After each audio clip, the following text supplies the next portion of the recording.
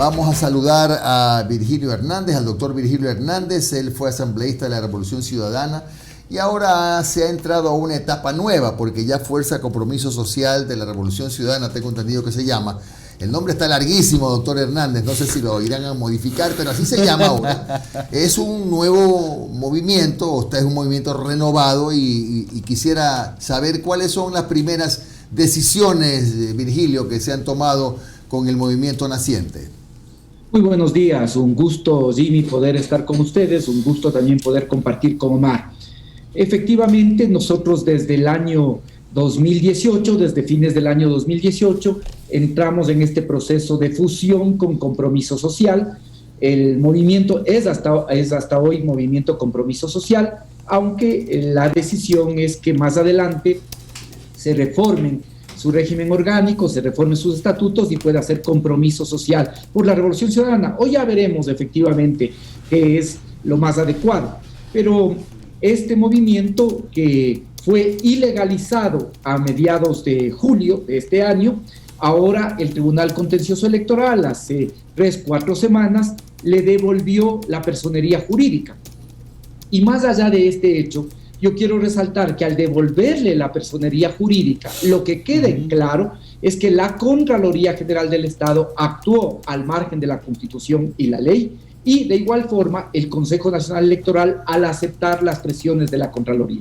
El Tribunal Contencioso Electoral nos dio la razón y ese movimiento ahora es parte de esta gran alianza que es Unión por la Esperanza, la lista 1-5, que tenemos como candidato a Andrés Arauz, Carlos Rabascal en el binomio. Y ahora nosotros lo que ya hicimos, nuestra asamblea del movimiento Fuerza Compromiso Social, se eligió a un buró. En este buró hay personas que han sido elegidas tanto que provienen de la Revolución Ciudadana como de Compromiso Social. Andrés Arauz preside este movimiento y Victoria de Sintonio es la nueva secretaria ejecutiva en este permanente esfuerzo de renovación que hacemos también al interior de la Revolución Ciudadana. Y nosotros aspiramos que esto sea un germen de la unidad y que al mismo tiempo esta alianza que existe con la lista 1 pueda ser la simiente en la que se pueda construir el gran frente del progresismo que aglutine a todos aquellos que creemos en el ser humano, que creemos en la necesidad de ocupar responsablemente los bienes de la naturaleza, podamos tener un gran frente como existe en otros países y que la base de eso sea la unidad de la lista 1-5. Eso es lo que aspiramos para el futuro. Ahora nuestra prioridad son ganar las elecciones con Andrés Arauz, con Carlos Rabascal y luego también dedicarnos a reconstruir el desastre en el que se encuentra el país. Doctor, mucho se ha hablado y se ha especulado respecto de lo que está pasando, por ejemplo, con la intención de candidatizarse de Álvaro Noboa. Pongámonos en el escenario supuesto de que realmente tuviese la posibilidad de ser candidato. Mi pregunta es, ¿a quién beneficia la presencia de Álvaro Noboa en una papeleta? Nosotros, Jimmy, hemos sido muy claros de que eso precisamente no pueden hacer los organismos electorales, no pueden estar calculando a quién beneficia o a quién perjudica. Todas las personas que tienen el derecho de participar deben hacerlo. No se puede tratar de arreglar las candidaturas del escenario electoral o la papeleta en función de un determinado candidato vinculado con la banca. No se puede. Nosotros, ¿cuántos meses tuvimos que enfrentar un verdadero viacrucis hasta que el Tribunal Contencioso Electoral deje en firme las candidaturas de Arauz, Rabascal, listas 1-5? ¿Cuántos meses? 4 meses de un viacrucis. ¿Por qué? Porque había indudablemente intereses que impedían que este binomio pueda quedar confirmado. Y ahora de lo mismo pasa con esta otra candidatura. No puede pasar esto, no puede. En el Ecuador se ha debilitado tanto el marco institucional que ahora incluso organismos electorales pueden estar entrando en ese cálculo de a quién beneficia, a quién perjudica. Indudablemente, la entrada en el escenario de Álvaro Noboa perjudicaría, aniquilaría por completo las pocas opciones que ya en este momento tiene la candidatura de Guillermo Lasso. Y parecería que es parte de lo que estamos viviendo. Parecería que además quienes eran aliados ahora se pelearon. Y por lo tanto, hay un sector que empuja la candidatura de Lasso, el Partido Social Cristiano, creo, y su incidencia en el Consejo Nacional Electoral, y el sector del gobierno que ahora intenta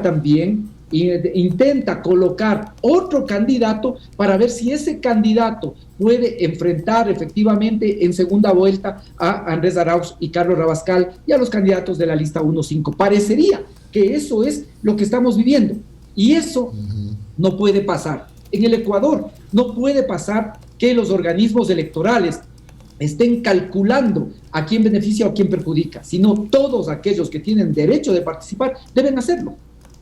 ¿Terminó siendo entonces una equivocación haberle dado el manejo del CNE a los partidos políticos? Esto siempre es un error, porque finalmente son actores interesados. Se criticaba una composición que venía de una selección, y ahora en este Consejo de Participación Ciudadana transitorio, lo que hicieron es volver a entregar a los partidos, pero los partidos tienen intereses, y básicamente es como se está en este momento configurando el escenario, buscando sostener a una candidatura que ya no se sostiene. Todos los días las encuestas, incluso las que ellos tienen, le señalan que es una candidatura que ya no solo está estancada, sino que hay un claro declive. Y eso, le digo, sobre todo estas maniobras de volver a tener el control por parte de los partidos, de los organismos electorales, beneficia solo a quienes pueden creer que inciden, y esto en cambio pone en mucho riesgo la democracia. Porque si ahora se sacó un movimiento calculando políticamente, se buscó proscribir a Rafael Correa por si acaso no se avance a sentenciarle con un reglamento. Después se intentó por todos los medios dejarlo fuera, ¿sí? Ahora hay la discusión respecto de si tiene derecho o no un candidato, ¿sí? Todo esto, ¿qué es lo que genera? Genera dudas, genera incertidumbre, y eso precisamente en el tiempo electoral es muy complicado, que lo que esté en torno a las autoridades electorales sea la incertidumbre. Es realmente muy complicado, porque después viene la realización de elecciones, ¿sí? Ya han dicho lo que está en la Constitución, de tal manera que no es nada por lo que haya que aplaudir, pero sin embargo es importante que tanto la presidenta del Consejo como del Tribunal Contencioso han dicho que tiene que realizarse el cambio de mando el 24 de mayo y de los asambleístas del 14 de mayo. Pero si el panorama no se define, bien podemos ir a la política de hechos consumados. Y de eso ya tenemos experiencia en este país y con este mismo Consejo. La consulta popular con la que destrozaron la institucionalidad en el país decía claramente que los que fueran electos para el Consejo de Participación Ciudadana y Control Social, elegidos por el voto popular, se posesionan el 14 de mayo. ¿Cuándo se posesionaron? Un mes después, a pesar de que había una norma mandatoria como es la que era resultado de la consulta popular. Por lo tanto, con todas estas actuaciones, lo que generan es una gran incertidumbre, y sobre todo le ponen al pueblo ecuatoriano en el papel de que tiene que ser el pueblo ecuatoriano el que vigile el resultado electoral, el que vigile que se respete la voluntad popular y que no se pretenda a través de otros mecanismos intentar perjudicar lo que será el pronunciamiento democrático del pueblo, que nosotros estamos seguros será por Andrés Arauz, por Carlos Rabascal y por la lista 1 en las 4 papeletas en el próximo proceso de febrero. Doctor Hernández, ¿cómo está? Buenos días. Omar.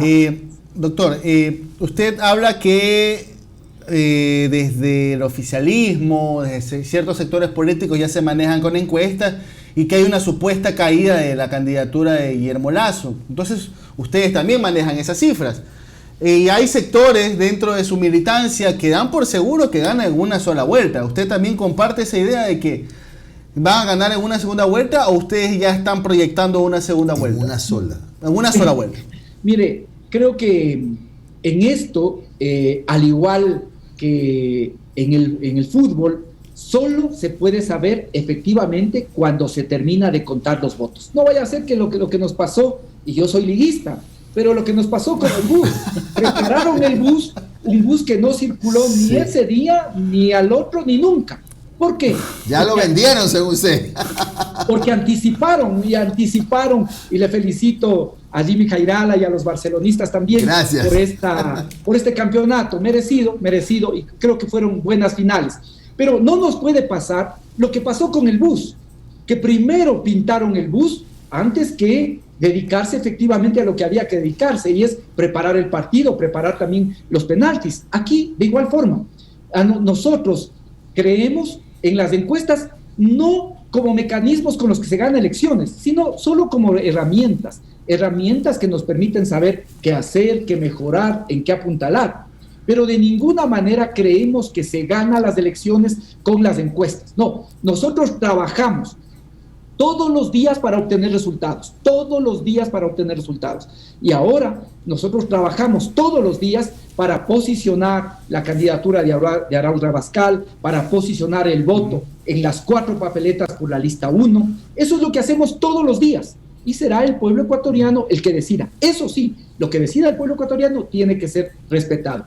Y doctor, además, a la militancia es importante decirle, hay que trabajar, y no solo a la militancia, sino a la ciudadanía, como que no existe un solo voto, porque después la gente también puede confiarse, puede decir, no, ya esto está ganado en primera vuelta, y descuidarse de lo que hay que hacer. Y en este momento hay que caminar, hay que conversar, hay que respetar las restricciones que existen por la pandemia, porque efectivamente aquí en el Ecuador no hay post-COVID, aquí estamos en pleno COVID, se sigue aumentando las cifras del número de infectados, si se harían más pruebas, más casos tendríamos. Por lo tanto, con todo eso hay que seguir trabajando y preparando la campaña para el 7 de febrero tener un resultado. Y eso sí, ojalá es el 7 de febrero se acabe también la incertidumbre en general que para el país significan las elecciones. Doctor, usted que tuvo en su momento un paso por la dirigencia del grupo indígena, del Pachacutic, también, en estos momentos, a partir de la famosa fotografía de Andrés Arauz con Jaime Vargas y Leonidas Issa en Bolivia, en lo que fue la posesión del presidente Arce y el regreso de Evo Morales, y también en estos momentos hay conflictos, y no se los puede ocultar, hay conflictos entre la CONAIE, Pachacutic está pidiendo que, por ejemplo, se expulse de las bases a la prefecta de Azuay porque recibió en una visita protocolaria a Andrés Arauz. Usted que conoce muy bien ese ambiente, ¿qué ocurre en el pueblo indígena y qué es lo que está pasando de cara a las elecciones de febrero del 2021? Mire, siempre en el movimiento indígena han existido posiciones diversas, siempre ha existido una posición más conservadora, más vinculada a los grupos de derecha, otra posición más institucional, otra posición más vinculada a lo que podrían ser ideas de izquierda, siempre. El movimiento indígena no es homogéneo. En un momento, la gran parte de este movimiento se logró expresar a través de Pachacutic, pero ahora, efectivamente, en los pueblos y nacionalidades hay distintas posiciones, y yo lo que sí podría decir es que gran parte de esos dirigentes, de estas personas que pertenecen a comunidades indígenas, están en este momento con la Revolución Ciudadana, están con la lista de Rafael Correa, están con el binomio Arauz Rabascal. Nosotros tenemos además importantes candidatos también en nuestras distintas listas, no solo en la lista nacional. Nosotros tenemos en segundo lugar a quien fue presidente del Ecuarunari y vicepresidente de la CONAIE, Ricardo Urcuango, y ellos encabezan, junto con Pierina Correa y Ricardo Urcuango, encabeza la lista para asambleístas nacionales. También en el cuarto lugar está José Agualzaca, que es un dirigente que proviene de la FEI, pero que representa a los pueblos indígenas de la Sierra Centro. De tal manera que no se puede pensar que en el movimiento indígena no exista la heterogeneidad que existe en el conjunto de la sociedad. No se puede decir el pueblo afro vota por determinado movimiento, los mestizos votan solo por tal o cual movimiento. No. Aquí hay una diversidad y nosotros señalamos que muchos de esos líderes, dirigentes indígenas y también en general quienes participan de comunidades y organizaciones indígenas apoyan y están con la Revolución Ciudadana, y eso se va a ver reflejado también en las elecciones del 7 de febrero. Mi última interrogante, doctor. ¿cómo va la situación jurídica de usted y de la prefecta Pavón con respecto al tema del juicio por rebelión por los hechos de octubre de 2019? Ustedes ya fueron llamados a juicio. ¿Y cuál es la situación? ¿Qué es lo que se les viene en los próximos meses? Bueno, hace una par de semanas el presidente de la Corte Provincial realizó un escrito en el que decía que ya no debe dilatarse más la convocatoria a la audiencia. En términos jurídicos, mientras dure este periodo en el que soy candidato a parlamentario andino por las listas 1, no podría llamarse a esta audiencia, pero aquí ya no se sabe y nosotros estamos preparados para lo que venga, para seguirnos defendiendo en libertad, de tal manera que estamos esperando que se convoque a la audiencia. En términos estrictamente jurídicos, no se podría hasta que se proclamen resultados. En esto quiero ser enfático, porque hay gente que cree que ya con esta candidatura no se podría seguir adelante con el juicio. No, nada de eso. Únicamente hay inmunidad mientras dure la candidatura y hasta que estos resultados no sean proclamados oficialmente. De tal manera que en términos jurídicos, mientras dure la campaña, no podría convocarse a esta audiencia. Pero aquí ya nada sabemos. Realmente hay un deterioro muy grande de la institucionalidad del Estado y por lo tanto nosotros estamos preparados a seguirnos defendiendo con la verdad, con la Constitución y con la ley para seguir combatiendo este absurdo, una rebelión entre tres personas que no tenían vínculo con Fuerzas Armadas, con policía, con los movimientos que eran fundamentalmente los protagonistas de octubre. Es un absurdo jurídico y seguiremos diciendo y seguiremos defendiéndonos de ese absurdo jurídico. La última pregunta, en homenaje al tiempo, le pido, Virgilio, una respuesta breve. Control electoral. Son dos palabras mágicas y fundamentales. ¿Cómo se van a manejar en estos temas tan sensibles? Mire, este es un gran reto. Y este es un reto para la Revolución Ciudadana, es un gran reto para Centro Democrático, es un gran reto para UNES, y yo diría también para todos aquellos ciudadanos que quieren que se respete su voluntad. Es necesario lograr tener, que pueda existir veedores ciudadanos en las 44,000 juntas receptoras del voto. Solo así se va a poder garantizar que se respete la voluntad popular. El pueblo va a pronunciarse y ese pronunciamiento del pueblo tiene que respetarse. Por lo tanto, este es un reto en el que se viene trabajando ya, en el que se ha venido coordinando para tener delegados en cada una de las juntas receptoras del voto, pero en este mes una de las prioridades en el marco de la campaña también tiene que ser el tema relacionado con control electoral. Aprovecho para hacer un llamado a todos aquellos ciudadanos, a todos aquellos que precisamente simpatizan con las listas 1-5, que simpatizan con la Unión por la Esperanza, y también con aquellos que simplemente quieren que se respete su voto para poder inscribirse y apoyar en este proceso de control electoral para de esta manera garantizar que el pronunciamiento del pueblo sea respetado por los organismos electorales. Gracias al doctor Virgilio Hernández, ex asambleísta de la Revolución Ciudadana. Que tenga usted un buen día, un feliz año, doctor. Lo mismo para usted, Jimmy, lo mismo para usted, Omar, y a través suyo para la ciudadanía. Que este año sea el año en el que recuperemos la esperanza y que existe futuro en este país. Muchas gracias.